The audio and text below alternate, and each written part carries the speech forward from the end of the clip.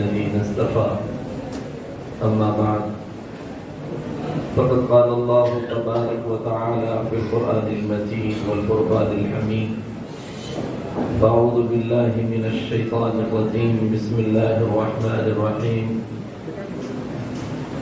يا أيها الذين آمنوا إذا لقيتم فئة فاثبتوا واذكروا الله كثيرا لعلكم تفلحون.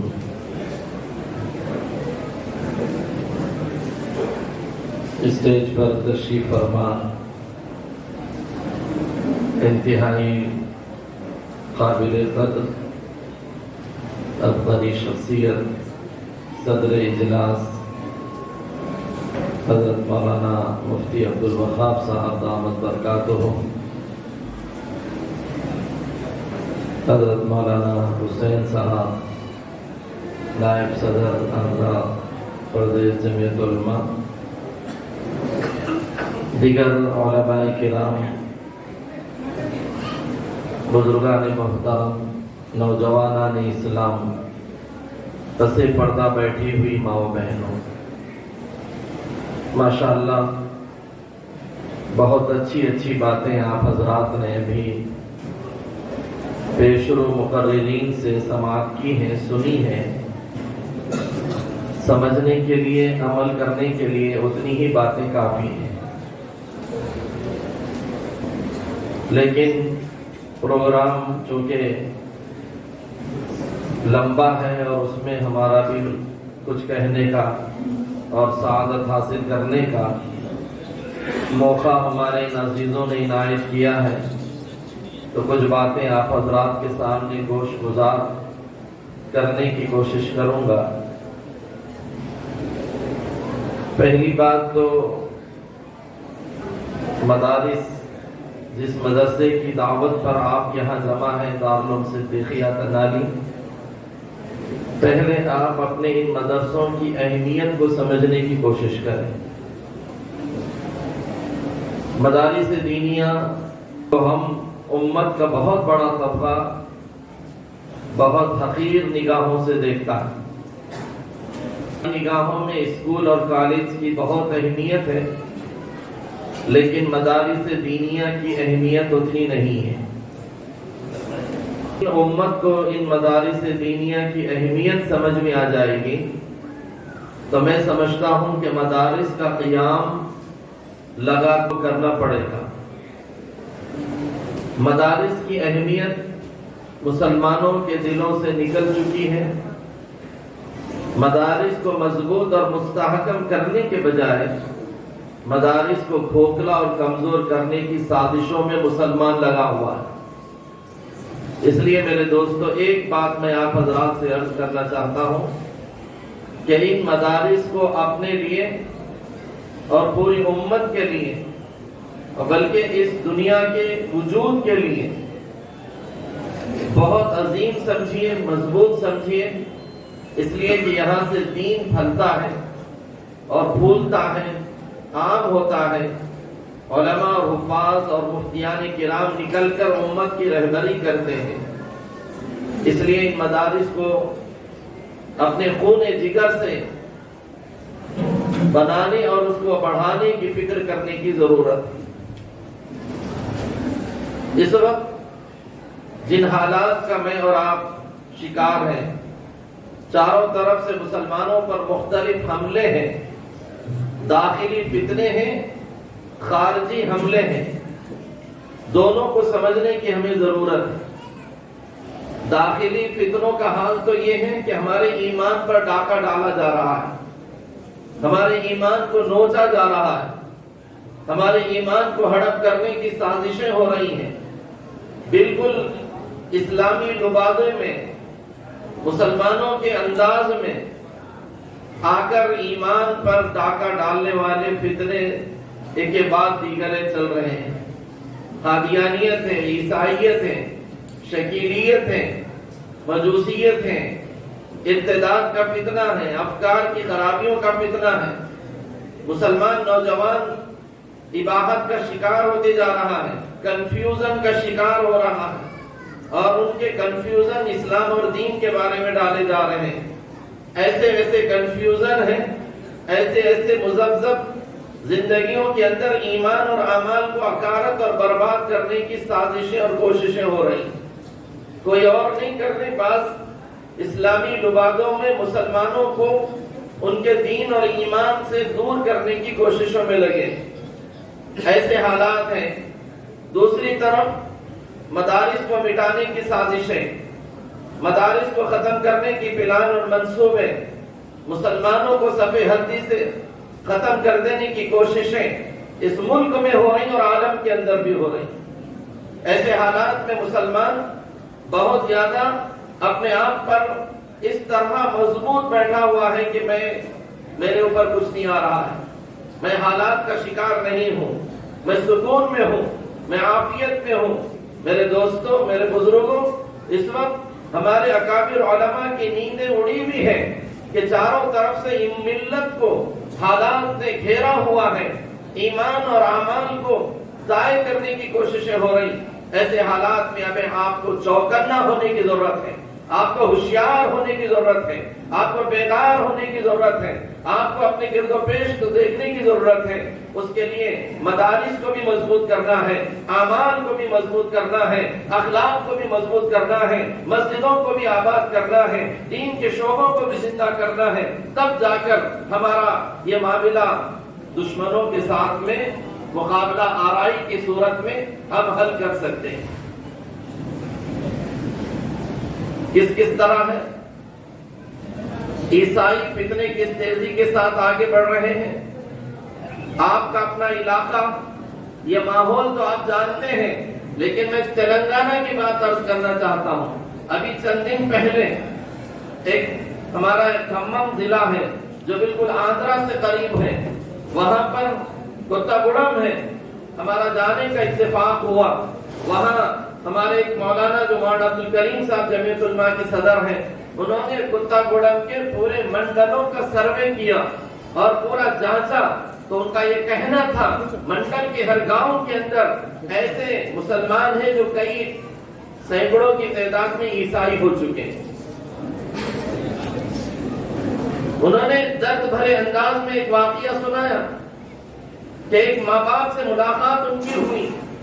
اس ماں باپ کا ایک لڑکا اور ایک لڑکی حیدرآباد میں زیر تعلیم، ڈگری کر چکے، پڑھ کر لکھ کر اپنے گھر واپس آئے، اور آنے کے بعد ماں باپ نے سوچا اور باپ نے یہ کہا، اپنی لڑکی سے پوچھنے لگے، بیٹا اب ہم آپ کی شادی کریں گے اس لیے کہ آپ تو ڈگری کر کے آ گئے ہو۔ تو اس لڑکی کا جواب اپنے باپ کو یہ تھا کہ ابا جان آپ مجھے میری شادی کی فکر نہ کریں، میں عیسائی ہو گئی ہوں اور عیسائی لڑکا دیکھ چکی ہوں۔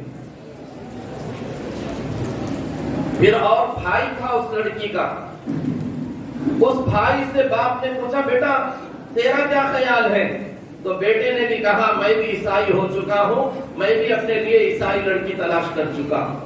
باپ اور ماں، بیٹا اور بیٹی رکھتے ہوئے بے بیٹا اور بے بیٹی کے ہو گئے۔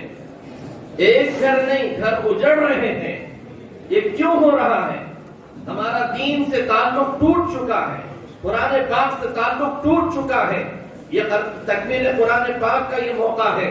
میرے بھائیوں، میری بہنوں، آج ضرورت ہے اپنے بچوں اور بچیوں کو قرآن سے جوڑیے، قرآن پڑھائیے۔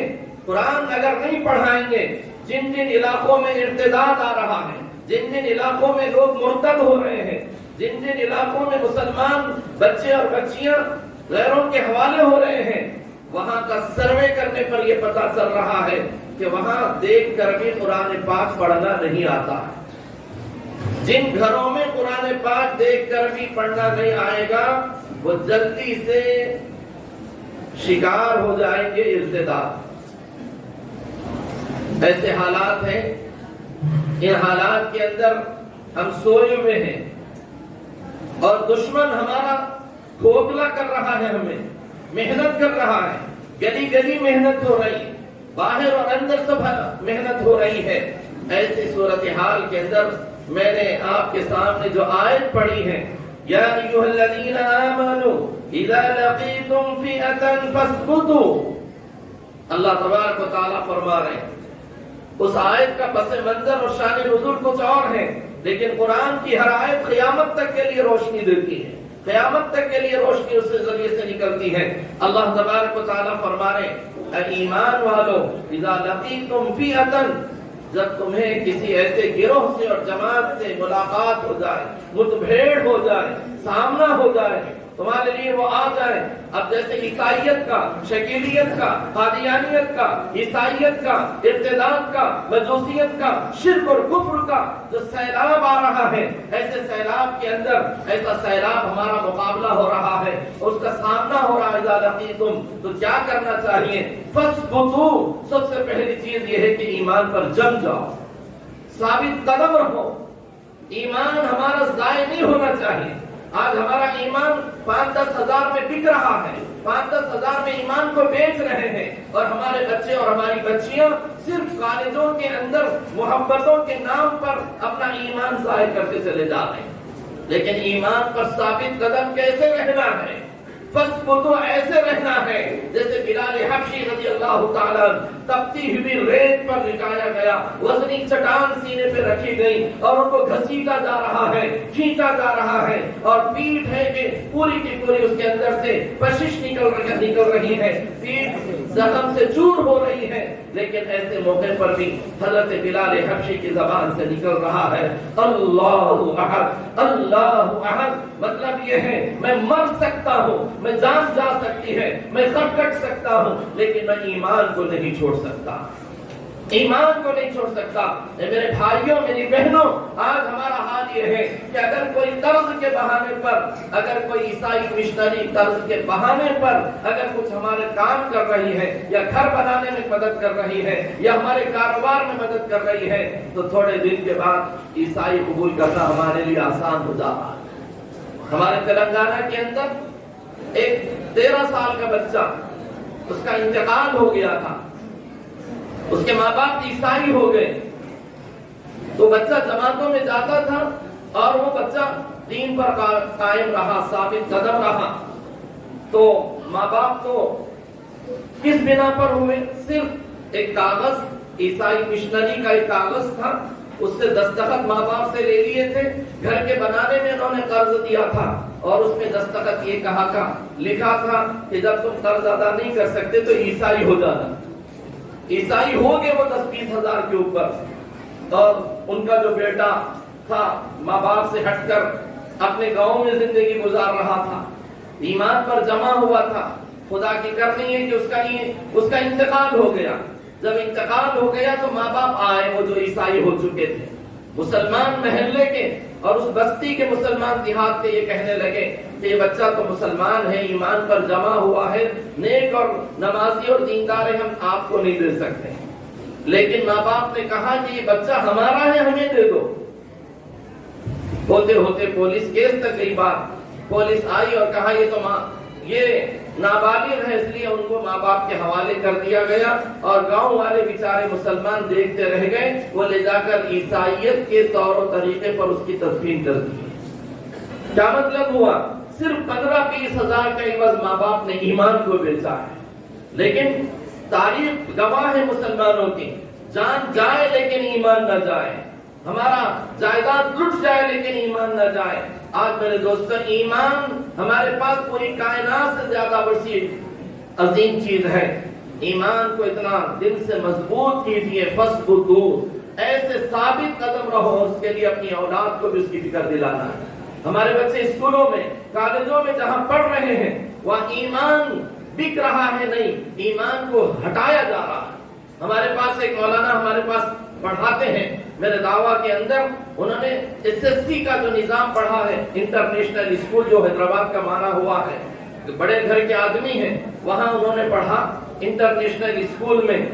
وہاں انہوں نے کہا کہ مولانا SSC تک میں پڑھا ہوں، لیکن جب ہماری آنکھیں کھلی، ہمارے ماں باپ کو وہاں کی اطلاع ملی، تو مجھے وہاں سے نکال کر عالم بنائے، اور آج بچہ وہ عالم بن کر ہمارے پاس پڑھا، تو اس نے باتوں میں جو واقعہ نقل کیا اور کہا انٹرنیشنل اسکول ہے، اور وہ مانا ہوا اسکول ہے حیدرآباد کا، اس میں وہ پڑھتے ہوئے کبھی کبھی اس نے کہا کہ ہماری میم جو ہوتی ہے، میڈم جو ہوتی ہے، جب پریئر ہوتا ہے، اس پریئر کے اندر گائے کا پیشاب لے کر وہ اپنے ہمارے سب کے سامنے پیتی تھی اور یہ کہتی تھی کہ اس سے مجھے راحت ملتی ہے. اور پریئر کے اندر غیر مسلموں کے جو اشلوک ہوتے ہیں وہ پڑھائے جاتے تھے, یہ سب پڑھائے جاتے تھے. اور مسلمان اعلیٰ تعلیم کے چکر میں اپنے بچوں کو ایسی جگہ ڈال دیتا ہے. صورتحال یہ ہے کہ ہمارے پاس ایک حیدرآباد میں ایک اسکول ہے جہاں مسلمان بچیاں 80% پڑھتی ہیں, عیسائی مشنری ہے. ایک مرتبہ جیسے ہمارے مفتی علاء الدین صاحب شاگرد ہیں, ایسے اور کئی شاگرد ہیں, تو ایک شاگرد وہاں کے پڑھنے والی بچیوں کو ٹیوشن پڑھاتے تھے قرآن پاک کا. تو ایک مرتبہ انہوں نے مجھ سے کہا مول صاحب یہ اسکول کے اندر عجیب تعلیم ہو رہی. میں نے پوچھا کیا ہوا؟ تو انہوں نے کہا کہ قصہ یہ ہے مولانا کہ میں جن بچیوں کو پڑھاتا ہوں وہ بچیاں مجھ سے پوچھ رہی ہیں, وہاں انٹرمیڈیٹ تک تعلیم ہے, صرف یہ پوچھ رہی ہیں مولانا ہمارا مذہب اسلام اچھا نہیں ہے کہتے نا, کنفیوز, اچھا نہیں ہے کہتے نا. تو میں نے پوچھا چوکنا ہو کر, وہ بچے مولانا نے کہا ہمارے شاگرد نے کہ کیا ہوا؟ تو ایک صاحب آئے تھے اسپیچ دینے کے لیے ہمارے اسکول میں. انہوں نے اسپیچ دی اور دیتے ہوئے کہا میں پہلے مسلمان تھا, اسلام اچھا مذہب نہیں ہے, اب میں کنورٹ ہو کر عیسائی ہو گیا. اسکولوں کے اندر جہاں 80% مسلمان بچیاں پڑھتے ہیں ایسا ذہن بنایا جا رہا ہے. اب آنے والے حالات جو نیو ایجوکیشن ہے اور جو ہے جدید تعلیمی پالیسی, یہ جو مرکزی حکومت ہے, فرقہ پرست حکومت ہے, جو اسلام کا کھلونا بنا کر اسلام کے خلاف سازشیں کر رہی ہے, وہ یہ سمجھ رہی ہے کہ یہاں مدارس نہ رہے, دین نہ رہے, شریعت نہ رہے, یہاں ہندوازم کا پرچار ہو جائے. وہ پہلے ہی ہمارے اسکولوں کے اندر بچے ہمارے اسلام پر کنفیوژن کا شکار ہے. اگر ہمارے ان بچوں کے ذہن و دماغ میں تھرڈ کلاس سے لے کر انٹرمیڈیٹ تک جو پاس ہو چکا ہے نظام ان کا تمام شرائط ان کے رہیں گے جس میں پورے ہندوازم کی تعلیم دی جائے گی, دیوی اور دیوتاؤں کے پورے سلیبس پڑھائے جائیں گے, تو اس وقت ہمارے بچوں کے دین کا کیا حال ہوگا, اس وقت ہمارے بچوں کی مذہب اسلام کے عمل کا کیا ہوگا. اس لیے ابھی سے چوکنا ہونے کی ضرورت ہے. ان مدارس کی قدر پہچانیے جہاں ان مدارس میں علم دیا جاتا ہے, عمل دیا جاتا ہے, تقویٰ دیا جاتا ہے, خدا کا خوف دیا جاتا ہے, اللہ سے ڈرنا سکھایا جاتا ہے, ماں باپ کا ادب و احترام سکھایا جاتا ہے, اخلاق سکھائے جاتے ہیں. ایسے حالات میں پھنس ہو تو اپنے بچوں کے ایمان کو مضبوط بنانے کی فکر کرو, مضبوط خود بھی بنو, اور اپنے ماں باپ کی جو ذمہ داریاں ہیں اس وقت اس کو سمجھنے کی ضرورت ہے.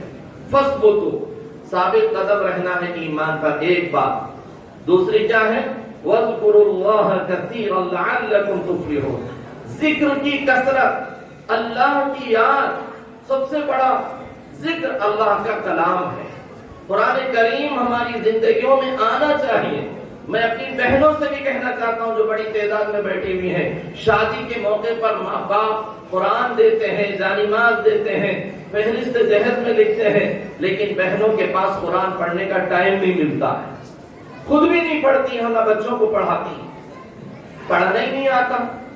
اور شوہر بھی اتنے نکمے ہیں, شوہر بھی اتنے کمزور ہیں کہ کبھی اپنی بیوی سے یہ نہیں کہتے کہ بیگم آپ کو آپ کی ماں باپ نے قرآن دیا تھا, جانماز دی تھی, کس لیے؟ ٹنگا کے رکھنے کے لیے, اور کیا کسی الماری میں اس کو مضبوط رکھنے کے لیے, اس کی تلاوت کے لیے, اس کو پڑھنے کے لیے, اس کو سمجھنے کے لیے ہے. یاد رکھنا میرے دوستوں, قرآن پاک سے رشتے کو اگر ہم نے مضبوط کیا اور پڑھنے کا مزاج گھروں میں بنایا, گھروں میں برکتیں بھی آئی. کتنے لوگ کہتے ہیں میرا کاروبار نہیں چل رہا, ہمارے پاس حالات خراب ہیں, پریشانیاں ہیں, بیماریاں ہیں, حالات آ رہے ہیں, نہ ایک طرف نہ نماز کے ہیں, نہ دوسری طرف قرآن پڑھنے والے ہیں.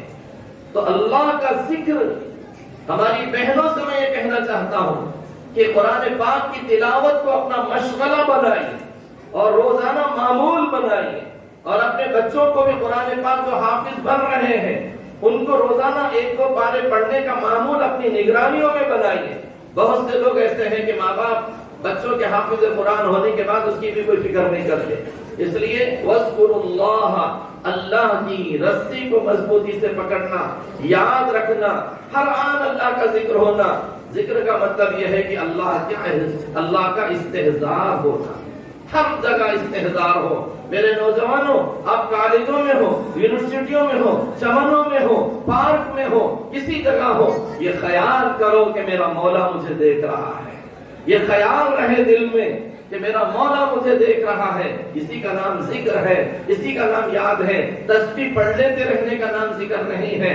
اللہ کی یاد، اللہ اتنے سمیع ہیں، ایسے سننے والے ہیں کہ وہ اللہ تعالیٰ رات کی تاریکی میں کسی پہاڑ کی نیچے چلنے والی چونٹی کی آواز کو بھی سنتے ہیں۔ وہ دیکھنے میں بصیر اتنے ہیں کہ وہ کالی چونٹی کے چلنے کو بھی دیکھتے ہیں۔ پروردگار کا اتنا احساس اپنی اولاد کے دلوں میں ڈالنے کی ضرورت ہے، کہ اپنے بچوں اور بچیوں کے دلوں میں ڈالنے کی بات ہے کہ اے میرے بچی، اے میرا بیٹا، اے میری بیٹی، تو کالج اور اسکول میں جاتے ہیں لیکن اللہ کی یاد رکھنا، اللہ کی یاد رکھنا، اللہ تعالیٰ کو دیکھ، اللہ تعالیٰ کا تصور ہر آن تیرے ذہن و دماغ میں رہنا کہ کہیں میں نہیں دیکھ رہی ہوں، اماں کہیں میں نہیں دیکھ رہی ہوں لیکن میرا مولا دیکھ رہا ہے، تیرا باپ نہیں دیکھ رہا ہے لیکن تیرا اللہ دیکھ رہا ہے۔ یہ خیال بار بار ہمارے بچوں اور بچیوں کے دل میں ڈالنے کی ضرورت اس لیے ہے کہ ہمارے بچوں کا ایمان ضائع نہ ہو۔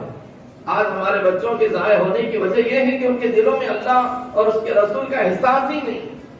اس لیے اللہ کا ذکر اور اللہ کے ذکر کے لیے اپنے آپ کو یہ بات ذہن میں رکھنا ہے کہ ہم قرآن پاک سے اپنے تعلق کو مضبوط رکھیں۔ ہماری بہنیں تعویذ کے لیے قرآن سمجھتے ہیں، برکت کے لیے قرآن سمجھتے ہیں، اور جب کوئی مسئلہ آ جاتا ہے تو اس کے لیے قرآن بس اس کو پڑھنے کر ختم کر دینا چاہتے ہیں، لیکن قرآن پاک اللہ تبارک و تعالیٰ نے ایسی عظیم الشان دی ہے ہمیں کہ محمود غزنوی ایک بادشاہ ہندوستان کا گزرا ہے جو ابتدائی بادشاہ ہے۔ ایک مرتبہ وہ شکار کرنے کے لیے جنگل میں گیا، بہت دور چلا گیا، واپس آنے میں دیر ہو گئی تو جنگل میں قیام کی نوبت آ گئی۔ تو جنگل میں قیام کی نوبت آئی تو دیکھا کہ چھوٹا سا گھر ہے، جھوپڑی ہے، اس کے اندر گیا اور جا کر کہا کہ میں یہاں رات گزارنا چاہتا ہوں۔ گھر والوں کو پتا نہیں تھا کہ یہ محمود غزنوی بادشاہ ہے، وہاں رہ گیا۔ رات میں دیکھا کہ اللہ کا ایک کلام ہے جو رکھا ہوا ہے، رات بھر اس نے قرآن پاک کے اعزاز اور اکرام میں سویا نہیں، اور یہ سوچ کر کہ میرے مولا کا کلام ہے میں یہاں سو جاؤں، بے ادبی ہوگی، نہیں سویا۔ جب اس کا انتقال ہوا محمود غزنوی کا، حضرت نظام الدین اولیاء رحمۃ اللہ علیہ اس زمانے کے بزرگوں میں ہیں، کسی نے اس بزرگ نے خواب میں دیکھا، محمود غزنوی کو پوچھا کہ اللہ تعالیٰ نے تمہارے ساتھ کیا کیا؟ تو اس محمود غزنوی نے کہا کہ جس رات میں نے اللہ کے کلام کے احترام میں نہیں سویا، اللہ نے اس کی وجہ سے میری مغفرت فرما دی۔ اندازہ لگا یہ صرف ادب میں اللہ یہ دیتے ہیں، پڑھنے میں کیا نہیں دیں گے، عمل کرنے میں کیا نہیں دیں گے، اس کو سوچنے سمجھنے کی زندگی اس کے مطابق گزاریں گے تو اللہ ہمیں کیا نہیں دیں گے۔ آج جو ہم بھٹک رہے ہیں، کمزور ہو رہے ہیں، اس لیے کہ ہمارا رشتہ قرآن سے دور ہو چکا ہے۔ اس لیے فذکروا اللہ، ذکر کو، اللہ کی یاد کا مطلب قرآن کی تلاوت ہے، اللہ سبحان اللہ الحمدللہ، چلتے پھرتے اپنی زبان کو اللہ کی یاد سے تر رکھیے۔ پھر اللہ تعالیٰ نے آگے فرمایا اطیعوا اللہ ورسولہ ولا تنازعوا فتفشلوا وتذهب ريحكم۔ دوسری بات ایسے حالات ہیں جو چاروں طرف سے فتنے ہیں، چاروں طرف سے حملے ہیں، دشمن ہمارے ایمان کا داغا ڈال رہا ہے۔ اذا لقيتم فئة میں دوسری بات میں نے جو آپ کے سامنے عرض کی کہ ذکر کی ہے۔ تیسری بات ہے اللہ اور اس کے رسول کی اطاعت اپنی زندگی کا مشغلہ بنا دے۔ اطیعوا اللہ ورسولہ، اللہ کی اطاعت، اللہ کے رسول کی اطاعت، ہماری زندگی پیارے آقا سرور کائنات تاجدار مدینہ احمد عربی محمد مصطفیٰ صلی اللہ علیہ وسلم کی اطاعت میں گزرے۔ آج میرا نوجوان اور آج ہماری بچیاں فاسقہ فاجرہ ناچنے گانے والیوں کو اپنا آئیڈیل بنائے ہوئے ہیں، اور ہمارے مسلمان بچے नाचने गाने वालों को, स्क्रीन पर फुदकने वालों को अपना आइडियल बनाए, कहां से तरक्की होगी, कहां से कामयाबी होगी। अल्लाह फरमा रहे इन संगीन हालात के अंदर जब तुम्हारे ऊपर चारों तरफ से हमले हो रहे हैं, तुम्हारी कामयाबी का दारो मदार ये है, औरतें और बच्चे भी, मर्द और औरतें भी अल्लाह की इताअत और रसूलुल्लाह सल्लल्लाहु अलैहि वसल्लम की इताअत में अपनी जिंदगी को गुजारें। और आखिरी बात है वला तनाज़उ फतफशलू व तज़हब रिहुकुम, जैसे हमारे बिरादर मोहतरम मौलाना हुसैन अहमद साहब ने कहा, आपस में इत्तिहाद और इत्तेफाक की बात की तरफ उन्होंने तवज्जो दिलाई। इताअत के लिए परवरदिगार की इताअत और रसूलुल्लाह की इताअत ना होने से जो नुकसान हो रहा है, किसी ने कहा ना, फंस गए दाम में जिस वक्त से गुलशन छोड़ा, निखते कुल्ल मेरी जब से नशीमन छोड़ा, हम कहीं के न रहे इज्जत बारी की कसम जब से अल्लाह के महबूब का दामन छोड़ा।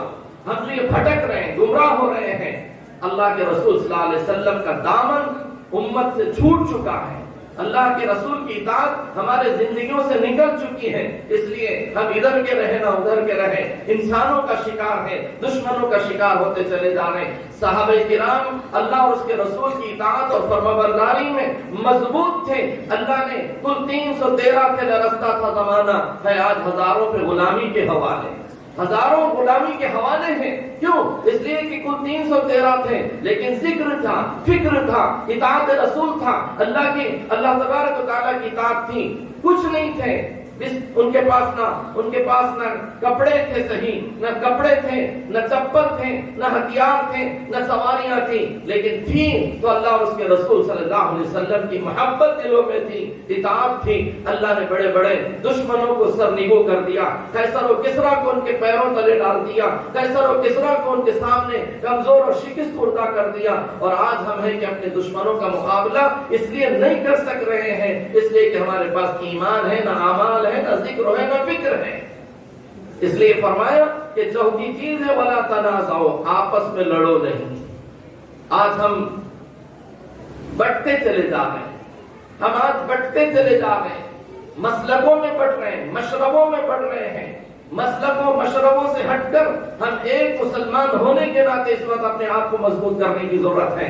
दुश्मन हमें बांट रहा है, दुश्मन हमें मुंतशिर कर रहा है, दुश्मन हमें हटा रहा है अपने मरकज से। आज उम्मत मुस्लिमा की जरूरत है कि हम दुश्मनों की इन चालों को समझने की कोशिश करें, दुश्मनों की चालों को समझने की कोशिश करें और आपस में मुत्तहिद हो, मोहब्बत हो, और ऐसी मोहब्बत हो, एक हो जाए तो बन सकते हैं खुर्शीदे मुबीन, एक हो जाए तो बन सकते हैं खुर्शीदे मुबीन। इन बिखरे हुए तारों से क्या बात बने, जलवगर सब में सरासर है पयामे इत्तिहाद, हो नमाज पंजगाना सौमो ज़कात व हज। अल्लाह ने हमारी इबादतों में भी इत्तिहाद रखा है, नमाज में, रोजे में, हज में, ज़कात में, सब में हमारे लिए इत्तिहाद है। अल्लाह फरमा रहे वला तनाज़उ, जब ऐसे हालात आ जाए, लोग हमारे सामने मुठभेड़ हो जाए, लक़ीतुम फ़िअतन, तो ऐसे हालात में चौथा काम हमारे जिम्मे ये है कि हम मुत्तहिद हो, आपस में अगर लड़ेंगे तो हमारी हवा उखड़ जाएगी। इसलिए ऐसे हालात में हमें मजबूत होने की जरूरत है। आज मुल्क के हालात हमें बहुत बेदार करने की तरफ मुतवज्जे कर रहे हैं। तो एक बात तो यह है कि अपने ईमान को, अमाल को मजबूत कीजिए। दूसरा, अपने अंदर इत्तिहाद और इत्तेफाक को पैदा कीजिए। तीसरा, कुरान और हदीस से अपने रिश्ते को मजबूत कीजिए और अपनी जिंदगियों में मजबूती के साथ में इतने ईमान पर जमे रहिए और तमाम फितनों से बचाव के लिए उलमा से करीब होने की कोशिश कीजिए। फितनों से बचाव उसी वक्त हो सकता है जब कुरान पाक पर मजबूती से कायम रहते हुए अपने उलमा से जोड़ बाकी रखिए, उलमा से अपनी गुर्बत को बाकी रखिए। और आखिरी बात यह है कि गली गली मकातिब का क़ियाम कीजिए, इसलिए कि नस्लें अगर परवान हमको चढ़ाना है, हुकूमतें सोच रही है कि हमें बेईमान करना है, हमें अपनी तालीम के रास्ते से हमें हिंदुइज्म की तरफ ले जा रही है, तो हमारा काम यह है कि मकातिब के जरिए से अपने बच्चों के ईमान को महफूज करने की कोशिश कीजिए। यहाँ रहने वाले بیٹھے ہوئے میں علماء کرام سے بھی حفاظ کرام سے بھی ادباً درخواست کرتا ہوں کہ گاؤں گاؤں گلی گلی اور آپ سے بھی خواہش کرتا ہوں کہ ان علماء کا ساتھ دیجیے تاکہ چھوٹے چھوٹے بستیوں میں مکاتب کا قیام کر کے ان تمام فتنوں سے کی حفاظت ہمارے بچوں کو کر سکیں. جیسے کہ کہا گیا کہ ایمان مضبوط ہوتا ہے مکاتب کے اندر، وہاں پر دین مضبوط ہوتا ہے اور عقائد مضبوط ہوتے ہیں. اس کے لیے مکاتب کے قیام کو بھی کرتے رہیے اور مضبوط کریں. بہرحال یہ چند باتیں میرے ذہن میں اس وقت آئی، میں نے عرض کی ہے. میں بہت مشکور ہوں عزیزم مفتی علاء الدین عرفان اور عمران اور پورے بھائیوں کا کہ وہ اس تنالی کے اس بستی میں اور سعادت بھرے موقع پر جبکہ قرآن پاک کی تکمیل کا ایک سنہری موقع ہے، انہوں نے مجھے بھی مدعو کیا. اللہ تعالی ہمارے ان بچوں کی صلاحیتوں کو اور مزید پروان چڑھائے، اس دارالعلوم صدیقیہ کو مزید ترقیات سے مالا مال فرمائے، ان کی قابلیتوں کو اللہ تبارک و تعالی پورے علاقے کے لیے روشن باغ بنائے. وآخر دعوانا الحمدللہ رب العالمین.